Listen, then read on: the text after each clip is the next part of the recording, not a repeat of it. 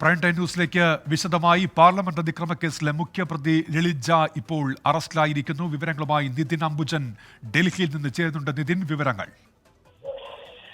Unmesh, parliament അതിക്രമ കേസിലെ മുഖ്യ ആസൂത്രകനെയാണ് ഇപ്പോൾ പോലീസ് പിടികൂടിയിരിക്കുന്നത്. ഡൽഹി പോലീസാണ് ലളിത് ജയെ പിടികൂടിയത്. ലളിത് ജയെ ഡൽഹിയിൽ വെച്ച് തന്നെയാണ് പോലീസ് പിടികൂടിയതെന്നാണ് മനസ്സിലാക്കാൻ സാധിക്കുന്നത്. എന്തായാലും കേസിലെ ഒരു പ്രധാനപ്പെട്ട അറസ്റ്റ് തന്നെയാണ് ഇപ്പോൾ നടന്നിരിക്കുന്നത്. സംഭവത്തിലെ മുഖ്യ ആസൂത്രകനാണ്. ഇയാൾ ബീഹാർ സ്വദേശിയാണ്. മാത്രമല്ല ബംഗാൾ കേന്ദ്രീകരിച്ചുള്ള നിരവധി എൻജിഒകളുമായി ഇയാൾക്ക് ബന്ധമുണ്ടെന്ന് തന്നെയാണ് നേരത്തെ പോലീസ് ലഭിച്ച വിവരം. മറ്റു പ്രതികളുമായുള്ള വിശദമായി ചോദ്യം ചെയ്യൽ ലളിതയുടെ ബന്ധം പുറത്തു വന്നിരുന്നു. ഇന്ന് കോടതിയിൽ പോലീസ് നൽകിയ വിവരപ്രകാരം ഇതൊരു കൃത്യമായ ആസൂത്രണത്തോടുള്ള അതിക്രമമാണ്. സ്വാഭാവികമായിട്ടും ഇതിൽ ലളിതയുടെ പങ്കെല്ലാം തന്നെ പോലീസ് ഇപ്പോൾ അന്വേഷിച്ചു വരുന്നുണ്ട്. എന്തായാലും ഒരു പ്രധാനപ്പെട്ട അറസ്റ്റ് തന്നെയാണ് ഇപ്പോൾ നടന്നിരിക്കുന്നത്. കൂടാതെ വിക്കി ശർമ്മയും നേരത്തെ തന്നെ പോലീസ് പിടിയിലായുള്ള ചില സൂചനകൾ വന്നിരുന്നു. എന്തായാലും ഇരുവരെല്ലാം ഗുരുഗ്രാമിൽ വെച്ചുകൊണ്ട് ഗൂഢാലോചന നടത്തിയെന്ന് തന്നെയാണ് പോലീസ് കണ്ടെത്തിയിരിക്കുന്നത്. സ്വാഭാവികമായിട്ടും ഇപ്പോൾ ഈ ഒരു അറസ്റ്റ് ഈ കേസിനെ സംബന്ധിച്ച് കൂടുതൽ വിശദാംശങ്ങൾ ലഭ്യമാകുമെന്ന് തന്നെയാണ് കരുതാൻ സാധിക്കുന്നത്. കൂടാതെ ഈ സംഭവത്തിൽ ഒരു ഭീകരവാദ ബന്ധമെല്ലാം തന്നെ പോലീസ് സംശയിച്ചിരുന്നു. എന്തായാലും ഇപ്പോഴത്തെ ഈ അറസ്റ്റ് ഇപ്പോൾ ഇതെല്ലാവരും പിടിയിലായിട്ടുണ്ടോ, അതോ ഇനി ഒരാൾ കൂടി ഉണ്ടോ? നിതിൻ, ഈ വിക്കി ശർമ്മയാണോ ഇനിയുള്ളത്? ഉന്മേഷ്, നിലവിൽ ഇതുവരെ വിക്കി ശർമ്മയുടെ അറസ്റ്റ് രേഖപ്പെടുത്തില്ല. പക്ഷേ പോലീസിന്റെ കസ്റ്റഡിയിലുണ്ടെന്നാണ് നമുക്ക് ലഭിക്കുന്ന വിവരം. ഇന്ന് രാവിലെ തന്നെ വിക്കി ശർമ്മയും അതോടൊപ്പം തന്നെ വിക്കി ശർമ്മയുടെ ഭാര്യയും പോലീസ് കസ്റ്റഡിയിലെടുത്തു എന്ന് തന്നെയാണ് ഇപ്പോൾ ഗുരുഗ്രാമിലുള്ള വിക്കി ശർമ്മയുടെ സഹോദരൻ അറിയിച്ചിരിക്കുന്നത്. എന്തായാലും പോലീസ് ഇതുവരെ വിക്കി ശർമ്മയുടെ അറസ്റ്റ് രേഖപ്പെടുത്തിയിട്ടില്ല. ഇപ്പോൾ ഈ മുഖ്യ ആസൂത്രകൻ ലളിത് ജ എന്നാണല്ലോ പോലീസ് പറയുന്നത്. ഈ എൻജിഒകളുമായുള്ള ബന്ധം ചൂണ്ടിക്കാണിക്കുന്നു. ബംഗാൾ കേന്ദ്രീകരിച്ചുള്ള പ്രവർത്തനമൊക്കെ പോലീസ് വിശദീകരിക്കുന്നുണ്ടല്ലോ. ആ നിലയ്ക്ക് ഈ ആസൂത്രണത്തിലേക്ക് എത്തുന്നത് അല്ലെങ്കിൽ അതിന്റെ ചുക്കാൻ പിടിക്കുന്ന ലളിത് ജ എന്ന് തന്നെയാണോ പോലീസിന്റെ ഇപ്പോഴത്തെയും വിലയിരുത്തൽ? നിതിൻ, ഉന്മേഷ്, നിലവിലെ പോലീസിന്റെ വിലയിരുത്തൽ അങ്ങനെ തന്നെയാണ്. കാരണം ലളിത് തന്നെയാണ് ഈ കേസിലെ മുഖ്യ ആസൂത്രകൻ എന്നാണ് പോലീസിന്റെ വിലയിരുത്തൽ. ഇയാൾക്ക് ബംഗാൾ കേന്ദ്രീകരിച്ച് നിരവധി എൻജിഒകളുമായി ബന്ധമുണ്ട്. മാത്രമല്ല വർഷങ്ങൾക്ക് മുൻപ് തന്നെ, ഏതാണ്ട് ഒരു 1.5 വർഷം മുൻപ് തന്നെ ഈ 6 പേരും മൈസൂരിൽ യോഗം ചേർന്നു. അതിനുശേഷം സമൂഹ മാധ്യമങ്ങൾ വഴി പരിചയപ്പെട്ടു. ഇവരെല്ലാം തന്നെ ഈ സമൂഹ മാധ്യമങ്ങൾ വഴി പരിചയപ്പെടുകയും പിന്നീട് ഈ കേസിൽ ആസൂത്രണം നടത്തുകയെല്ലാം തന്നെ സമൂഹ മാധ്യമങ്ങൾ വഴിയായിരുന്നു. അതുകൊണ്ട് ലളിത് ജയ്ക്ക് ഇതിൽ കൃത്യമായ പങ്കുണ്ട്. മാത്രമല്ല ഇതിൽ കൃത്യമായ ആസൂത്രണം ലളിത് നടത്തിയെന്നാണ് ഇപ്പോൾ അറിയിക്കുന്നത്. കൂടാതെ ബംഗാൾ കേന്ദ്രീകരിച്ചുള്ള എൻജിഒയ്ക്ക് ഏതെങ്കിലും തരത്തിൽ ബന്ധമുണ്ടോ തുടങ്ങിയ കാര്യങ്ങളൊക്കെ തന്നെ പോലീസിന്റെ ഇനിയുള്ള മണിക്കൂറുകളിലെ ചോദ്യം ചെയ്യൽ മാത്രമേ വ്യക്തമാവുകയുള്ളൂ. ഒരു കാര്യം പോലീസ് വ്യക്തമാക്കിയിരിക്കുന്നത് കേസിലെ ഭീകരവാദ ബന്ധം അത് അന്വേഷിക്കണം എന്നാണ്. കൂടാതെ വിദേശ ഫണ്ടിംഗ് അടക്കം ലഭിച്ചിട്ടുണ്ടോ തുടങ്ങിയ കാര്യങ്ങളെല്ലാം തന്നെ അന്വേഷിക്കണം. സ്വാഭാവികമായിട്ടും അത്തരം ഒരു സാഹചര്യത്തിൽ ലളിതയുടെ ഈ ഒരു അറസ്റ്റ് ഏറെ നിർണായകമാണ്. എന്തായാലും ഇനിയുള്ള മണിക്കൂറുകളിൽ ഈ അറസ്റ്റുമായി ബന്ധപ്പെട്ട് കൂടുതൽ വിശദാംശങ്ങൾ നമുക്ക് ലഭ്യമാകും. എന്തായാലും ഇപ്പോൾ ഡൽഹിയിൽ വെച്ചാണ് ലളിതയെ പിടികൂടിയതെന്ന് ഇപ്പോൾ പോലീസ് അറിയിക്കുന്നത്. നിതിൻ അംബുജനാണ് വിവരങ്ങൾ നൽകിയത്. മുഖ്യാസൂത്രകൻ എന്ന് കരുതുന്ന ലളിത് ജ അറസ്റ്റിലായിരിക്കുന്നു ഡൽഹിയിൽ വെച്ച്. ലോക്സഭയിലെ സുരക്ഷാ വീഴ്ചയിൽ പ്രതിഷേധിച്ച പാർലമെന്റ് അംഗങ്ങൾക്കെതിരെ കൂട്ട നടപടി. കേരളത്തിൽ നിന്നുള്ള 6 കോൺഗ്രസ് എംപിമാരടക്കം 14 പേർക്കാണ് ഇരുസഭകളിലുമായി സസ്പെൻഷൻ. സഭയിൽ ഇല്ലാതിരുന്ന ഒരു എംപിയെ സസ്പെൻഡ് ചെയ്തത് വിവാദമായതോടെ നടപടി പിന്നീട് പിൻവലിച്ചു. സുരക്ഷാ വീഴ്ചയിൽ പ്രധാനമന്ത്രിയോ ആഭ്യന്തരമന്ത്രിയോ വിശദീകരണം നൽകാതെ പ്രതിഷേധം അവസാനിപ്പിക്കില്ല എന്ന നിലപാടിലാണ് പ്രതിപക്ഷം. പാർലമെന്റ് സമ്മേളിക്കുന്നതിന് മുൻപായി യോഗം ചേർന്ന പ്രതിപക്ഷ പാർട്ടികൾ സുരക്ഷാ വീഴ്ചയിൽ പ്രധാനമന്ത്രിയോ ആഭ്യന്തരമന്ത്രിയോ മറുപടി നൽകാതെ മറ്റു നടപടികൾ അനുവദിക്കില്ലെന്ന നിലപാടോടെയാണ് ഇരുസഭകളിലും എത്തിയത്. വിഷയം സഭ നിർത്തിവെച്ച് ചർച്ച ചെയ്യണമെന്ന ആവശ്യം ഇരുസഭകളിലെയും അധ്യക്ഷന്മാർ തള്ളി. സമാന സംഭവങ്ങൾ മുൻപും ഉണ്ടായിട്ടുണ്ടെന്നും പ്രതിപക്ഷത്തിന്റെ പ്രതിഷേധം അനാവശ്യമെന്നും പ്രതിരോധ മന്ത്രി രാജ്നാഥ് സിംഗ് ലോക്സഭയിൽ പറഞ്ഞു. जिनको भी हम पास देते हैं ऐसे व्यक्ति को पास न दिया जाए जो जाकर इस प्रकार की अराजक स्थिति संसद भवन के अंदर पैदा कर दे।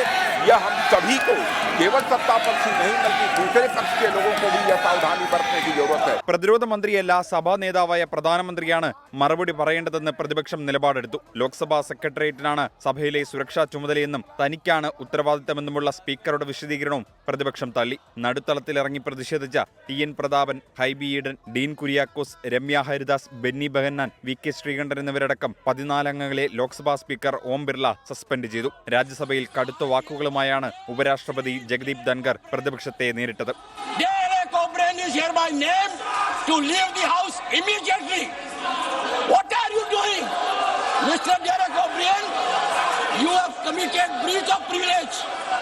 Mr. Derek O'Brien to leave the house immediately. അവകാശ ലംഘനം നടത്തിയെന്നാരോപിച്ച് രാജ്യസഭാ അധ്യക്ഷൻ തൃണമൂൽ അംഗം ഡെറിക് ഒബ്രിയാനെ സസ്പെൻഡ് ചെയ്തു. ലോക്സഭയിൽ നിന്ന് സസ്പെൻഡ് ചെയ്തവരുടെ കൂട്ടത്തിൽ സഭയിൽ ഇല്ലാതിരുന്ന DMK MP SR പാർത്ഥിബനും ഉൾപ്പെട്ടത് വിവാദത്തിന് ആക്കം കൂട്ടി. പാർത്ഥിബന്റെ സസ്പെൻഷൻ പിന്നീട് പിൻവലിച്ചു. സുരക്ഷാ വീഴ്ചയെക്കുറിച്ച് മന്ത്രിമാരുമായി സംസാരിച്ച പ്രധാനമന്ത്രി നരേന്ദ്രമോദി വിഷയം ഗൗരവമുള്ളതാണെന്നും ജാഗ്രത പുലർത്തണമെന്നും നിർദ്ദേശിച്ചു. 24 ഡൽഹി. പാർലമെന്റിൽ സുരക്ഷാ വീഴ്ചയുണ്ടായെന്ന് സംബന്ധിച്ച് കേന്ദ്ര ആഭ്യന്തരമന്ത്രി അമിത്ഷാ. പാർലമെന്റിന്റെ സുരക്ഷ സ്പീക്കറുടെ അധികാര പരിധിയിലാണ്. സ്പീക്കർ ആവശ്യപ്പെട്ടതനുസരിച്ച് ഉന്നതതല അന്വേഷണ സംഘം രൂപീകരിച്ചു. പ്രതിപക്ഷം വിഷയത്തിൽ രാഷ്ട്രീയം കളിക്കുകയാണെന്നും ആജ് തക് ചാനലിന്റെ പരിപാടിയിൽ അമിത്ഷാ കുറ്റപ്പെടുത്തി. कहीं ना कहीं कोई चूक नहीं हुई, चूक निश्चित हुई तभी तो घटना हुई है, परंतु इस पर राजनीति करे। सबको मालूम है कि पार्लियामेंट सिक्योरिटी लोकसभा अध्यक्ष के तहत रहती है। अध्यक्ष जी ने भारत सरकार के गृह मंत्रालय को एक पत्र लिखा है, हमने एक कमेटी बनाई है। देश के सीनियर मोस्ट DGP में से एक DGP के नेतृत्व में एक कमेटी बनी है और उसमें ढेर सारी एजेंसियों के सदस्य भी है। कुछ ही दिनों में इसकी रिपोर्ट अध्यक्ष जी के पास जाएगी और मुझे लगता है अध्यक्ष जी ही इसको प्रकाशित करे ज्यादा। പാർലമെന്റ് അതിക്രമ കേസിലെ പ്രതികളുടെ ഭീകരവാദ ബന്ധം തള്ളാതെ ഡൽഹി പോലീസ്. പ്രധാനമന്ത്രിയെ കുറ്റവാളിയെ ചിത്രീകരിക്കുന്ന ലഘുലേഖകൾ പ്രതികളിൽ നിന്ന് പിടിച്ചെടുത്തതായി പോലീസ് കോടതിയെ അറിയിച്ചു. 4 പ്രതികളെ ഡൽഹി പട്യാല ഹൌസ് കോടതി 7 ദിവസത്തെ പോലീസ് കസ്റ്റഡിയിൽ വിട്ടു. ഡൽഹി പട്യാല ഹൌസ് കോടതിയിൽ ഹാജരാക്കിയ പ്രതികളെ 15 ദിവസത്തെ കസ്റ്റഡിയിൽ വേണമെന്നാണ് പോലീസ് ആവശ്യപ്പെട്ടത്. പ്രതികൾ പദ്ധതിയിട്ടത് ഗുരുതര സ്വഭാവമുള്ള കുറ്റകൃത്യത്തിനാണെന്ന് ഡൽഹി പോലീസ് കോടതിയെ അറിയിച്ചു. പ്രതികളുടെ ഭീകരവാദ ബന്ധം പരിശോധിക്കണമെന്നും വിദേശ ബന്ധമുണ്ടോ എന്ന് അന്വേഷിക്കണമെന്നും പോലീസ് കോടതിയെ അറിയിച്ചു. പ്രധാനമന്ത്രിയെ കാണാനില്ലെന്നും കണ്ടെത്തുന്നവർക്ക് സ്വിസ് ബാങ്കിൽ നിന്ന് പണം നൽകുമെന്നുമുള്ള ലഘുലേഖകൾ പ്രതികൾ കൈവശം വെച്ചിരുന്നു. അതിക്രമക്കേസ് കൃത്യമായ ആസൂത്രണത്തോടെ എന്നാണ് ഡൽഹി പോലീസിന്റെ കണ്ടെത്തൽ. സമൂഹ മാധ്യമങ്ങൾ വഴിയാണ് സംഘത്തിലെ 6 പേരും പരിചയപ്പെട്ടതും ആസൂത്രണം ചെയ്തതും. ഭഗത് സിംഗ് ഫാൻ ക്ലബ് കൂട്ടായ്മയിലെ അംഗങ്ങളാണ് 6 പേരും. 1.5 വർഷം മുൻപ് മൈസൂരുവിൽ ഇവർ കൂടിക്കാഴ്ച നടത്തി. ഈ മാസം 10-ന് ഡൽഹിയിലെത്തിയ 6 പേരും ഇന്ത്യ ഗേറ്റ് പരിസരത്ത് വെച്ച് കണ്ടുവെന്നും പോലീസ് കണ്ടെത്തി. ഇവിടെ നിന്നാണ് അമോൾ ഷിൻഡെ കൊണ്ടുവന്ന പുകശല്യകൾ കൈമാറിയത്. പാർലമെന്റിനകത്ത് അതിക്രമം നടത്തിയ മനോരഞ്ജൻ മുൻപും സഭ സന്ദർശിച്ചിരുന്നു. മൈസൂരു സ്വദേശിയായ മനോരഞ്ജൻ BJP MPയുടെ പാസ് ഉപയോഗിച്ച് തന്നെയാണ് നേരത്തെയും സഭയിൽ എത്തിയത് എന്നാണ് വിവരം. വിക്കി ശർമ്മയുടെ ഗുരുഗ്രാമിലെ വീട്ടിലും പ്രതികൾ താമസിച്ചിരുന്നു. ഭീകരവാദ ബന്ധവും പോലീസ് അന്വേഷിക്കുന്നുണ്ട്. 24 ഡൽഹി. വണ്ടിപ്പെരിയാറിലെ കുഞ്ഞിന് നീതി അകലെ.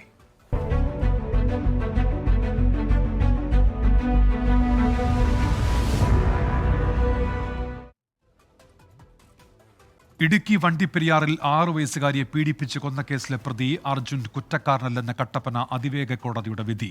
ബലാത്സംഗം, കൊലപാതകം ഉൾപ്പെടെ പ്രതിക്കെതിരെ ചുമത്തിയ ഒരു വകുപ്പും തെളിയിക്കാൻ പ്രോസിക്യൂഷന് കഴിഞ്ഞില്ല. വിധി കേട്ട പെൺകുട്ടിയുടെ കുടുംബം അതിവൈകാരികമായി പ്രതികരിച്ചു. ഹൈക്കോടതിയിൽ അപ്പീൽ നൽകുമെന്ന് പബ്ലിക് പ്രോസിക്യൂട്ടർ വ്യക്തമാക്കി.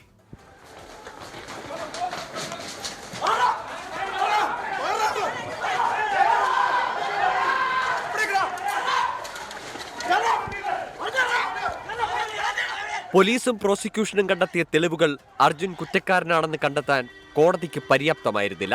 ഒറ്റവരിയിൽ വിധി പ്രസ്താവം. അർജുനെ കോടതി വെറുതെ വിട്ടു.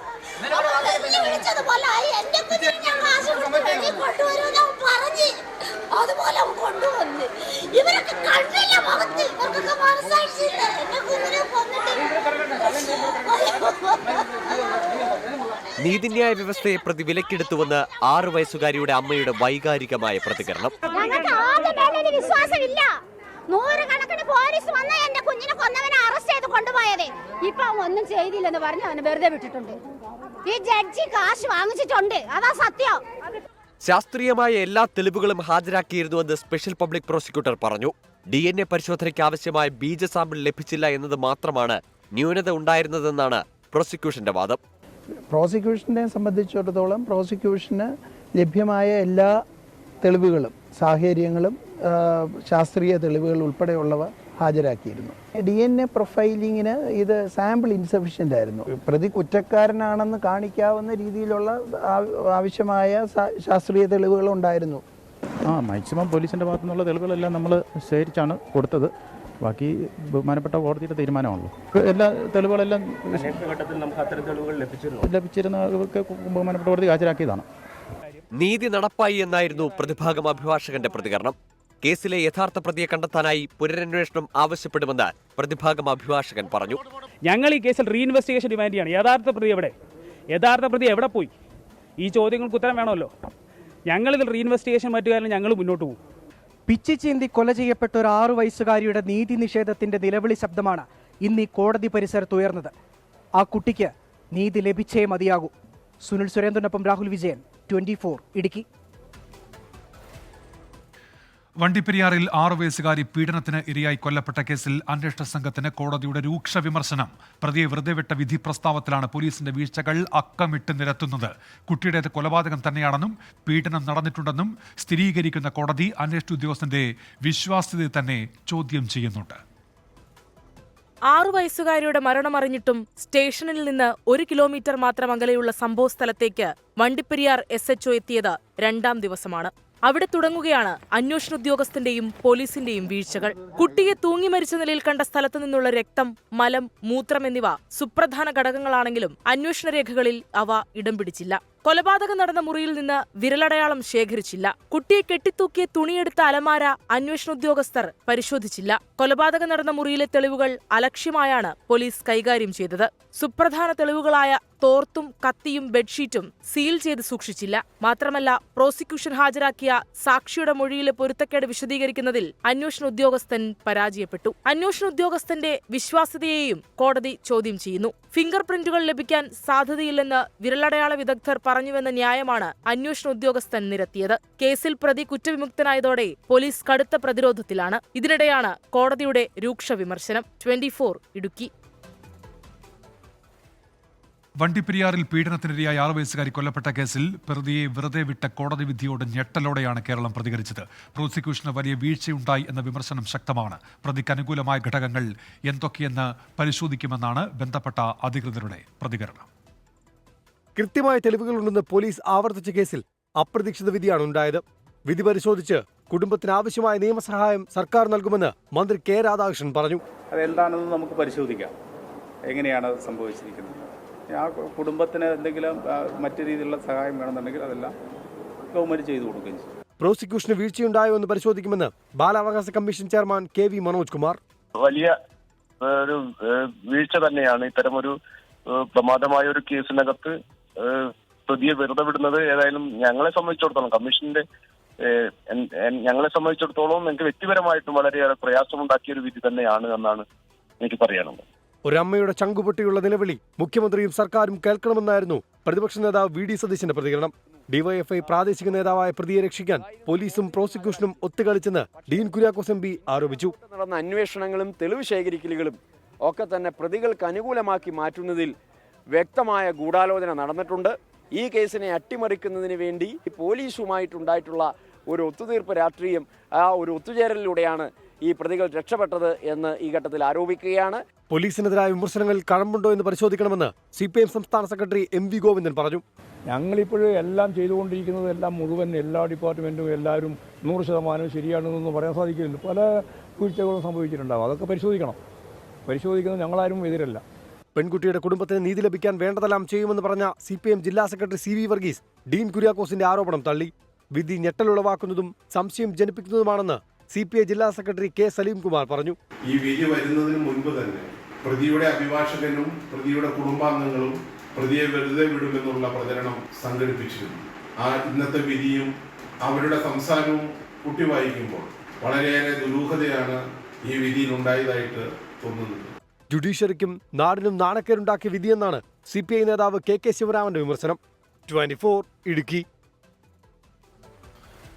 വണ്ടിപ്പെരിയാറിൽ 6 വയസ്സുകാരിയെ പീഡിപ്പിച്ച് കൊലപ്പെടുത്തിയ കേസിൽ പോലീസ് വീഴ്ചയ്ക്കെതിരെ പ്രതിഷേധം ശക്തം. കോൺഗ്രസും CPIM-ഉം CPI-യും BJP-യും വണ്ടിപ്പെരിയാർ പോലീസ് സ്റ്റേഷനിലേക്ക് മാർച്ച് നടത്തി. കോൺഗ്രസ് മാർച്ചിനിടെ പ്രവർത്തകരും പോലീസും തമ്മിൽ ഉന്തും തള്ളുമുണ്ടായി. പ്രവർത്തകർ പോലീസിന് നേരെ തീപ്പന്തമെറിഞ്ഞു. പ്രവർത്തകർ പിന്നീട് റോഡിൽ കുത്തിയിരുന്ന് പ്രതിഷേധിച്ചതോടെ ഏറെ നേരം ഗതാഗതം തടസ്സപ്പെട്ടു. പ്രതിക്ക് അനുകൂലമായി പോലീസ് ഇടപെട്ടുവെന്നാണ് കോൺഗ്രസിന്റെ ആരോപണം. അതേസമയം യഥാർത്ഥ പ്രതിയെ കണ്ടെത്തണമെന്നാവശ്യപ്പെട്ടാണ് CPI-ന്റെ പ്രതിഷേധ മാർച്ച് നടന്നത്. കേന്ദ്ര സർക്കാരിനും കോൺഗ്രസിനുമെതിരെ വിമർശനങ്ങൾ തുടർന്ന് മന്ത്രിസഭയുടെ മണ്ഡല പര്യടനം ആലപ്പുഴ ജില്ലയിൽ. വൈക്കത്ത് നിന്ന് ബോട്ടിലാണ് മുഖ്യമന്ത്രി ആലപ്പുഴ തവണക്കടവിലെത്തിയത്. മുഖ്യമന്ത്രിയുടെ വാഹനവ്യൂഹത്തിന് നേരെ യൂത്ത് കോൺഗ്രസ് പ്രവർത്തകർ കരിങ്കൊടി കാണിച്ചു. നവകേരള സദസ് റിപ്പോർട്ട് ചെയ്യാനെത്തിയ മാധ്യമപ്രവർത്തകനെ പോലീസ് മർദ്ദിച്ചെന്ന പരാതിയും ഉയർന്നു.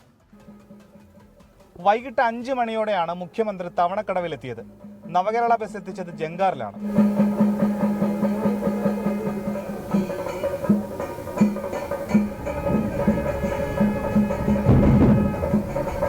അരൂരിലേക്കുള്ള ആദ്യ സ്വീകരണ കേന്ദ്രത്തിലേക്കുള്ള യാത്രയിൽ തന്നെ യൂത്ത് കോൺഗ്രസ് പ്രവർത്തകർ പൂച്ചാക്കലിൽ വെച്ച് കരിങ്കൊടി കാണിച്ചു.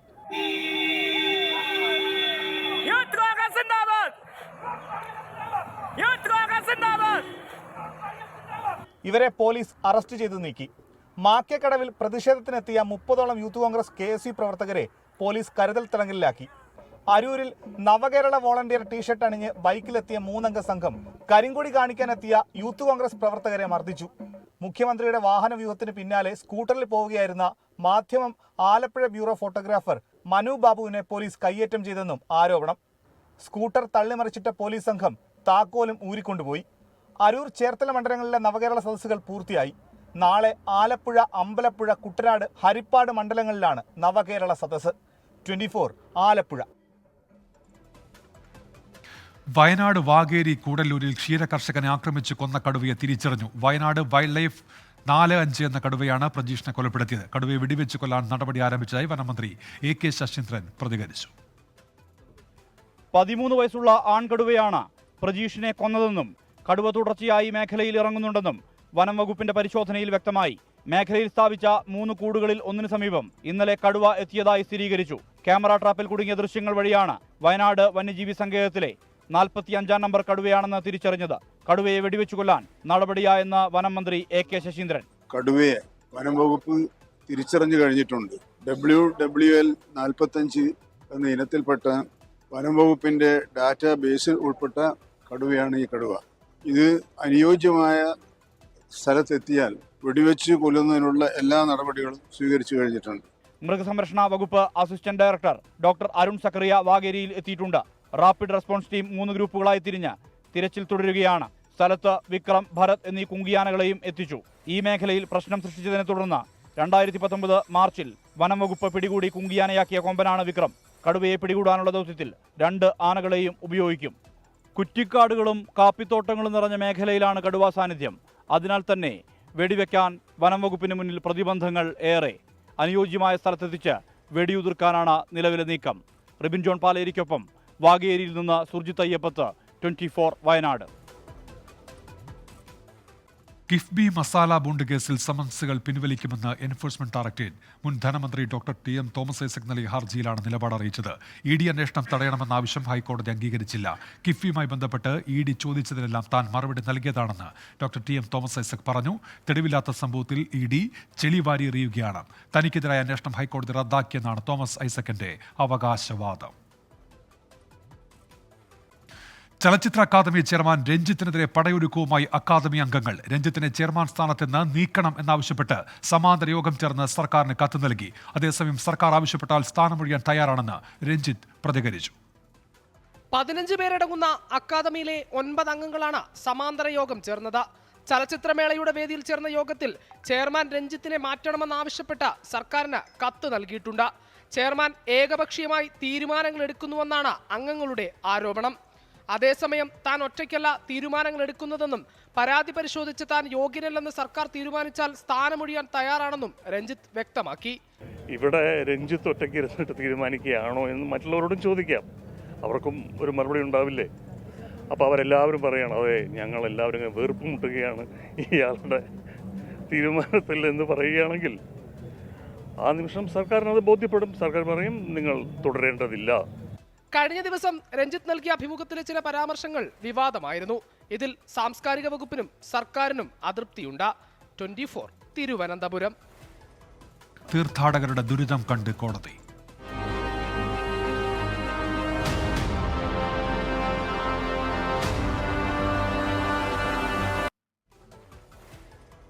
ശബരിമല തീർത്ഥാടന ക്രമീകരണത്തിൽ വീണ്ടും ഇടപെട്ട് ഹൈക്കോടതി. സന്നിധാനത്തും ഇടത്താവളങ്ങളിലും ഹോട്ടലുകളിൽ വിലവിവര പട്ടികയും ശുചിത്വവും ഉറപ്പുവരുത്തണം. തീർത്ഥാടകർക്ക് ആവശ്യമായ സൗകര്യങ്ങൾ ഏർപ്പെടുത്തണമെന്നും ഹൈക്കോടതി നിർദ്ദേശം നൽകി. വിഷയം വീണ്ടും നാളെ പരിഗണിക്കും. ശബരിമലയിലെ തിരക്ക് സംബന്ധിച്ച് ഹൈക്കോടതി സ്വമേധയായി എടുത്ത കേസ് പരിഗണിക്കുന്നതിനിടെയായിരുന്നു ശബരിമലയിൽ പ്രശ്നങ്ങളുണ്ടെന്ന് വരുത്തി തീർക്കാനുള്ള ശ്രമമാണ് നടക്കുന്നതെന്ന് സർക്കാർ കോടതിയെ അറിയിച്ചത്. എന്നാൽ ശബരിമലയിൽ ഭക്തർ നേരിടുന്ന ബുദ്ധിമുട്ടുകൾ സംബന്ധിച്ച് 300 പരാതികൾ രജിസ്ട്രാർക്ക് ലഭിച്ചുവെന്ന് കോടതി ചൂണ്ടിക്കാട്ടി. നിലയ്ക്കലിലെയും പമ്പയിലെയും CCTV ദൃശ്യങ്ങൾ സ്പെഷ്യൽ ഓഫീസർമാർ കൃത്യമായി പരിശോധിക്കണമെന്ന് കോടതി നിർദ്ദേശിച്ചു. എരുമേലിയിൽ പാർക്കിംഗ് ഫീസ് അധികമായി ഈടാക്കുന്നുവെന്നും ഇത് നിയന്ത്രിക്കണമെന്നും കോടതി പറഞ്ഞു. സന്നിധാനം, നിലയ്ക്കൽ, പമ്പ എന്നിവിടങ്ങളിൽ തിരക്ക് നിയന്ത്രണ വിധേയമാണ്.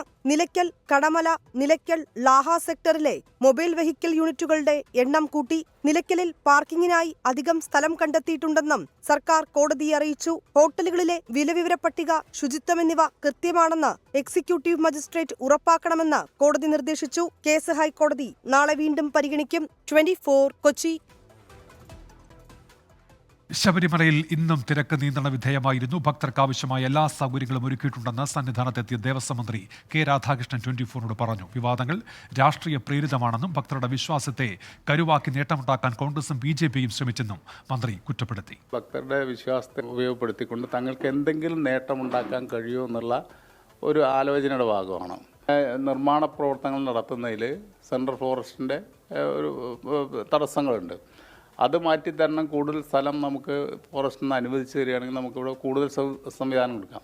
വിശ്വാസം അനുസരിച്ച് അവർ പ്രവർത്തിച്ചോട്ടെ. ഇത് വിശ്വാസമാണെന്ന് പറയാൻ പറ്റുമോ? കാണിക്ക കൊടുക്കരുത്, ഭക്തർ അങ്ങനെ ചെയ്യരുത്, ഇങ്ങനെ ഭക്തരെ മുഴുവൻ തെറ്റിദ്ധരിപ്പിക്കാൻ എന്താണ് ചെയ്യേണ്ടതാണ് ചെയ്തുകൊണ്ടിരിക്കുന്നത്. ശബരിമലയിലെ തിരക്കുമായി ബന്ധപ്പെട്ട പ്രശ്നങ്ങൾ കോൺഗ്രസ് രാഷ്ട്രീയ ആയുധമാക്കുന്നുവെന്ന് CPIM. ഇതുവരെ കാണാത്ത തരത്തിലുള്ള തിരക്കാണ് ശബരിമലയിൽ ഉണ്ടായതെന്നും കുറവുകൾ വേഗത്തിൽ പരിഹരിക്കുന്നുണ്ടെന്നും CPIM സംസ്ഥാന സെക്രട്ടറി MV ഗോവിന്ദൻ പറഞ്ഞു. വിഷയം വർഗീയവൽക്കരിക്കാൻ ശ്രമം നടക്കുന്നുവെന്ന് മന്ത്രി PA മുഹമ്മദ് റിയാസ് കുറ്റപ്പെടുത്തി. CPIMന്റെ ആരോപണങ്ങൾ നിഷേധിച്ച കോൺഗ്രസ് നേതാവ് രമേശ് ചെന്നിത്തല തീർത്ഥാടനം സുഗമമാക്കാനുള്ള നടപടികളിൽ സർക്കാർ പരാജയപ്പെട്ടുവെന്ന് വിമർശനവും ഉന്നയിച്ചു. ഇമാതിരിയുള്ള കള്ളപ്രചാരവേല നടത്തിയിട്ട് ശബരിമലയുടെ പേരിൽ തെറ്റായ പ്രചരണത്തിൻ്റെ ഭാഗമായിട്ട് എന്തോ ഗവൺമെൻറ് വലിയ അപകടം ചെയ്തുകൊണ്ടിരിക്കുന്നു എന്ന് വരുത്താനാണ്. അവിടെ ഏറ്റവും വലിയ ജനകീയമായ ഒരു എണ്ണത്തിൽ വർധനവാണ് കണ്ടുകൊണ്ടിരിക്കുന്നത്. RSSും BJPയും കോൺഗ്രസും എല്ലാം ചേർന്നുകൊണ്ടുള്ള പണിയാണ്.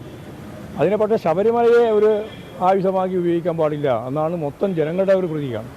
ഗവൺമെന്റിന്റെ ഗുരുതരമായ അലംഭാവമാണ് ശബരിമലയിലെ പ്രശ്നങ്ങൾക്കെല്ലാം കാരണം. ശബരിമലയിലെ തീർത്ഥാടനം സുഗമമാക്കാനുള്ള നടപടികൾ സ്വീകരിക്കുന്ന കാര്യത്തിൽ സർക്കാർ പരാജയപ്പെടുകയാണ് ഉണ്ടായത്. ശബരിമല സംഭവത്തെ വക്രീകരിക്കാൻ ശ്രമിക്കും. ശബരിമലയിൽ ഇത്രയധികം കാര്യങ്ങൾ സർക്കാർ ചെയ്തു എന്നുള്ളത് എല്ലാവർക്കും അറിയാവുന്നതാണ്. തിരക്ക് കൂടുന്നത് ഒരു പരാതിയായി കാണുന്ന സർക്കാരല്ല കേരളത്തിലെ സർക്കാർ. എത്രത്തോളം ആളുകൾ അവിടെ വരുന്നോ അത്രത്തോളം വരുന്നവരെ എല്ലാ നിലയിലും സഹായിക്കുക എന്നുള്ള കാഴ്ചപ്പാടാണ് സർക്കാരിനുള്ളത്. യൂത്ത് കോൺഗ്രസ് സംഘടനാ തെരഞ്ഞെടുപ്പിനായി വ്യാജ ID കാർഡ് ഉണ്ടാക്കിയ സംഭവത്തിൽ വിശദമായ അന്വേഷണത്തിന് നിർദ്ദേശം നൽകി മുഖ്യ തെരഞ്ഞെടുപ്പ് ഓഫീസർ. സംസ്ഥാന പോലീസ് മേധാവിക്കാണ് നിർദ്ദേശം നൽകിയത്. സംസ്ഥാന വ്യാപകമായി വ്യാജ തിരിച്ചറിയൽ രേഖ ഉണ്ടാക്കിയോ എന്ന് അന്വേഷിക്കണമെന്നും വിവരങ്ങൾ റിപ്പോർട്ട് ചെയ്യണമെന്നും ആവശ്യപ്പെട്ടിട്ടുണ്ട്. മ്യൂസിയം പോലീസ് രജിസ്റ്റർ ചെയ്ത കേസിൽ അറസ്റ്റിലായ യൂത്ത് കോൺഗ്രസ് പ്രവർത്തകരായ പ്രതികൾക്ക് ജാമ്യം ലഭിച്ചിരുന്നു. കേസിലെ പ്രതികൾ സഞ്ചരിച്ച കാർ യൂത്ത് കോൺഗ്രസ് സംസ്ഥാന പ്രസിഡന്റ് രാഹുൽ മാങ്കൂട്ടത്തലിന് കോടതി വിട്ടു നൽകി. ഗവർണർക്കെതിരായ SFI പ്രതിഷേധത്തിലെ പോലീസ് വീഴ്ച മനഃപൂർവ്വമല്ലെന്ന് Thiruvananthapuram city police commissioner report. ഒളിച്ചിരുന്ന പ്രതിഷേധക്കാർ അപ്രതീക്ഷിതമായി കാറിന് മുന്നിലേക്ക് ചാടി വീണ് പ്രതിഷേധിക്കുകയായിരുന്നു. അതേസമയം കേസിൽ 7 SFI പ്രവർത്തകരുടെ ജാമ്യാപേക്ഷ കോടതി തള്ളി. ഗവർണർ പദവിയിലിരിക്കുന്ന ആൾ ബോധപൂർവം ക്രമസമാധാന പ്രശ്നങ്ങൾ ഉണ്ടാക്കരുതെന്ന് മന്ത്രി MB രാജേഷ് പ്രതികരിച്ചു. Thiruvananthapuram city police commissioner CH Nagaraju DGPക്ക് നൽകിയ റിപ്പോർട്ടിലാണ് പോലീസ് വീഴ്ച മനഃപൂർവ്വമല്ലെന്ന് വ്യക്തമാക്കുന്നത്. പ്രതിഷേധം കണക്കിലെടുത്ത് അധിക സുരക്ഷ ഒരുക്കിയിരുന്നു. പ്രതിഷേധക്കാർ തമ്പടിച്ചിരുന്ന സ്ഥലത്ത് പോലീസിനെ വിന്യസിക്കുകയും ചെയ്തു. പാളയം ഭാഗത്ത് കടകളിൽ ഒളിച്ചിരുന്ന പ്രതിഷേധക്കാർ കുതിച്ചു ചാടിയത് അപ്രതീക്ഷിതമായി. ഗവർണറുടെ വാഹനത്തിൽ അടിക്കുന്ന തരത്തിലേക്ക് പ്രതിഷേധം മാറിയത് ഇങ്ങനെയെന്നും റിപ്പോർട്ടിൽ പറയുന്നു. രാജ്ഭവനുമായി ചർച്ച ചെയ്ത ഭാവിയിൽ സുരക്ഷ കൂട്ടുമെന്ന് പറയുന്ന റിപ്പോർട്ടിൽ ആർക്കെതിരെയും നടപടിക്ക് നിർദ്ദേശമില്ല. IPC 124 നിലനിൽക്കുമെന്ന് നിരീക്ഷിച്ചാണ് Thiruvananthapuram additional chief judicial magistrate കോടതി 7 SFI പ്രവർത്തകരുടെ ജാമ്യം തള്ളിയത്. ഗവർണർ പദവിയെ മാനിക്കണമെന്നും പ്രായത്തിന്റെ പക്വത കാണിക്കണമെന്നും മന്ത്രി MP രാജേഷ് ഇന്നും വിമർശിച്ചു. ബോധപൂർവം പ്രകോപനം ഉണ്ടാക്കാൻ വേണ്ടി ഞാൻ വരും, നിങ്ങളൊന്ന് വാ കാണട്ടെ എന്ന മട്ടിൽ പറയുന്നു. ഇരിക്കുന്ന പദവിയുടെ അന്തസ്സ് കാക്കാൻ കഴിയേണ്ടതാണ്, അന്തസ്സ് പാലിക്കാൻ കഴിയേണ്ടതാണ്.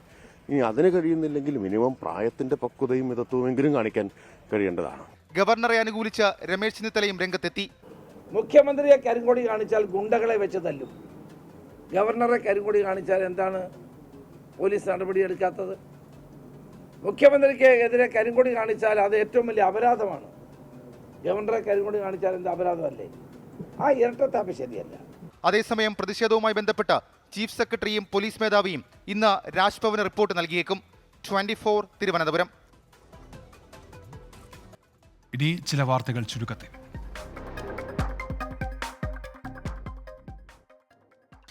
കൊല്ലം മൊയൂരിൽ 6 വയസ്സുകാരിയെ തട്ടിക്കൊണ്ടുപോയ കേസിൽ പ്രതികൾ റിമാൻഡിൽ. ഒന്നാം പ്രതി പത്മകുമാറിനെ തിരുവനന്തപുരം സെൻട്രൽ ജയിലിലേക്കും 2, 3 പ്രതികളായ അനിതാകുമാരിയെയും അനുപമയെയും അട്ടക്കുളങ്ങര വനിതാ ജയിലിലേക്കും മാറ്റി. പ്രതികളുടെ ക്രൈംബ്രാഞ്ച് കസ്റ്റഡി കാലാവധി അവസാനിച്ച സാഹചര്യത്തിലാണ് തീരുമാനം.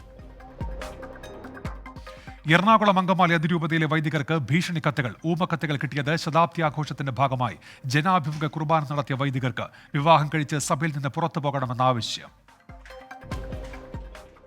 മാസപ്പടി വിവാദത്തിൽ വിജിലൻസിനെതിരെ മാത്യു കുടനാടൻ MLA കോടതിയിലേക്ക് വിശദമായി മൊഴി നൽകാൻ തയ്യാറാണെന്ന് അറിയിച്ചിട്ടും മൊഴിയെടുക്കാൻ വിളിപ്പിച്ചില്ലെന്ന് പരാതി. വിജിലൻസിന് നൽകിയ പരാതി കോടതിക്ക് കൈമാറും. തോട്ടപ്പള്ളിയിലെ നിയമലംഘന ഖനനം CMRL വേണ്ടിയെന്നും ആരോപണം. കരുവന്നൂർ സഹകരണ ബാങ്ക് തട്ടിപ്പിൽ CPIM അക്കൗണ്ടിൽ പണമെത്തിയെന്ന് എൻഫോഴ്സ്മെന്റ് ഡയറക്ടറേറ്റ്. PR അരവിന്ദാക്ഷന്റെ ക്രമക്കേടുകൾ മഞ്ഞുമലയുടെ അറ്റം മാത്രം. ഒന്നാം പ്രതി സതീഷ് കുമാറിന്റെ അനധികൃത ഇടപാടുകൾക്ക് മന്ത്രിമാരുടെ സ്വാധീനം ഉപയോഗിച്ചെന്നും ED. ഭരണസമിതിക്ക് പുറത്തുള്ള രാഷ്ട്രീയക്കാർക്കും തട്ടിപ്പിൽ പങ്കെന്ന ED കോടതി. നടൻ വിജയകാന്തിന്റെ പാർട്ടിയായ DMDKയ്ക്ക് പുതിയ നേതൃത്വം. വിജയകാന്തിന്റെ ഭാര്യയും പാർട്ടി ട്രഷററുമായിരുന്ന പ്രേമലത വിജയകാന്തിനെ ജനറൽ സെക്രട്ടറിയായി നിയമിച്ചു. കഴിഞ്ഞ കുറച്ചു വർഷങ്ങളായി ആരോഗ്യ പ്രശ്നങ്ങളെ തുടർന്ന് വിജയകാന്തിന് പാർട്ടി കാര്യങ്ങളിൽ കൃത്യമായി ഇടപെടാൻ സാധിച്ചിരുന്നില്ല. ശ്വാസകോശ സംബന്ധമായ അസുഖത്തെ തുടർന്ന് ഗുരുതരാവസ്ഥയിലായ വിജയകാന്ത് കഴിഞ്ഞ ദിവസമാണ് ആശുപത്രി വിട്ടത്. ഇതിന് പിന്നാലെയാണ് പാർട്ടിയിലെ നേതൃമാറ്റം. പാർട്ടിയുടെ പ്രസിഡന്റ് സ്ഥാനത്ത് വിജയകാന്ത് തുടരും. ഇന്ന് ചെന്നൈയിൽ ചേർന്ന യോഗത്തിൽ വിജയകാന്തും പങ്കെടുത്തു. 2005 സെപ്റ്റംബർ 14 പാർട്ടി രൂപീകരിച്ചതു മുതൽ വിജയകാന്താണ് പാർട്ടി പ്രസിഡന്റും ജനറൽ സെക്രട്ടറിയും. എന്നാൽ അദ്ദേഹത്തിന് അടുത്തിടെയുണ്ടായ ആരോഗ്യ പ്രശ്നങ്ങളാണ് DMDKയുടെ നേതൃമാറ്റത്തിന് കാരണമായത്. ലോക്സഭാ തെരഞ്ഞെടുപ്പിൽ ഉൾപ്പെടെ എടുക്കേണ്ട നിലപാടുകൾ സംബന്ധിച്ചും സഖ്യസാധ്യതകൾ സംബന്ധിച്ചും വരും ദിവസങ്ങളിൽ പാർട്ടി തീരുമാനിക്കും. 24 ചെന്നൈ. പശ്ചിമേഷ്യയിൽ സംഘർഷം തുടരുന്നതിനിടെ US ദേശീയ സുരക്ഷാ ഉപദേഷ്ടാവ് ജേക്ക് സളിവൻ ഇസ്രയേൽ പ്രധാനമന്ത്രി ബെഞ്ചമിൻ നെതന്യാഹുവുമായി കൂടിക്കാഴ്ച നടത്തും. വെടിനിർത്തലിനുള്ള സാധ്യതകളും ഹമാസ് ബന്ദിയാക്കിയ 8 അമേരിക്കക്കാരെ മോചിപ്പിക്കാനുള്ള ശ്രമവും ചർച്ചയാകും. തെക്കൻ ഗസയിലെ റഫേലുണ്ടായ ഇസ്രയേലിന്റെ ആക്രമണത്തിൽ 20-ലേറെ പേർ കൊല്ലപ്പെട്ടു. ഗസയിൽ ആക്രമണം തുടർന്നാൽ ലോകരാജ്യങ്ങളുടെ പിന്തുണ ഇസ്രയേലിന് നഷ്ടമാകുമെന്ന അമേരിക്കൻ പ്രസിഡന്റ് ജോ ബൈഡന്റെ പ്രസ്താവനയിൽ ഇസ്രയേൽ അതൃപ്തി പ്രകടമാക്കിയതിനു പിന്നാലെയാണ് ജേക്ക് സള്ളിവന്റെ ഇസ്രയേൽ സന്ദർശനം. വെടിനിർത്തലിനുള്ള സാധ്യതകളും ഹമാസ് ബന്ദികളാക്കിയിരിക്കുന്ന 8 അമേരിക്കക്കാരെ മോചിപ്പിക്കാനുള്ള ശ്രമങ്ങളും ചർച്ച ചെയ്യും. ബെഞ്ചമിൻ നെതന്യാഹുവിനെ പുറമെ Israel president Isaac Herzog, Israel ഉന്നത സൈനിക മേധാവികൾ എന്നിവരുമായും സള്ളിവൻ ചർച്ച നടത്തും. ഇസ്രയേൽ സന്ദർശനത്തിനു മുമ്പായി ഇന്നലെ സള്ളിവൻ സൗദി അറേബ്യ കിരീടാവകാശി മുഹമ്മദ് ബിൻ സൽമാനുമായി ചർച്ചകൾ നടത്തിയിരുന്നു. ചെങ്കടലിൽ ഹൂതികൾ നടത്തുന്ന ആക്രമണത്തെ പ്രതിരോധിക്കുന്നതടക്കമുള്ള കാര്യങ്ങൾ മുഹമ്മദ് ബിൻ സൽമാനുമായി ചർച്ച ചെയ്തതായാണ് അറിയുന്നത്. അതിനിടെ തെക്കൻ ഗസയിലെ റഫേലുണ്ടായ ഇസ്രയേലിന്റെ കനത്ത ആക്രമണത്തിൽ 20-ലേറെ പേർ കൊല്ലപ്പെട്ടു. നിരവധി പേർക്ക് പരിക്കേറ്റു. 2 റെസിഡൻഷ്യൽ കെട്ടിടങ്ങൾ പൂർണ്ണമായും തകർന്നു. വടക്കൻ ഗസയിലെ കമാൽ അദ്വാൻ ആശുപത്രിയിലുള്ളവരെ ഇസ്രയേൽ സൈന്യം ഒഴിപ്പിച്ചുകൊണ്ടിരിക്കുകയാണ്. International desk 24. ഇനി നാളെ അറിയാൻ.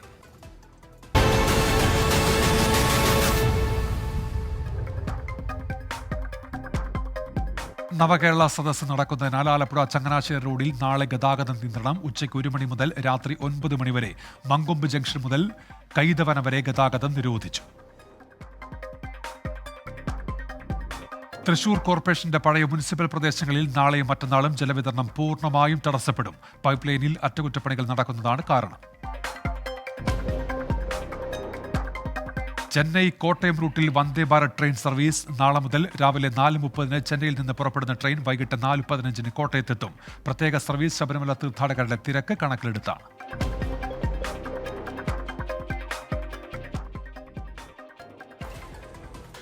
ഇതോടെ പ്രൈം ടൈം ന്യൂസ് പൂർത്തിയാകുന്നു. Good night.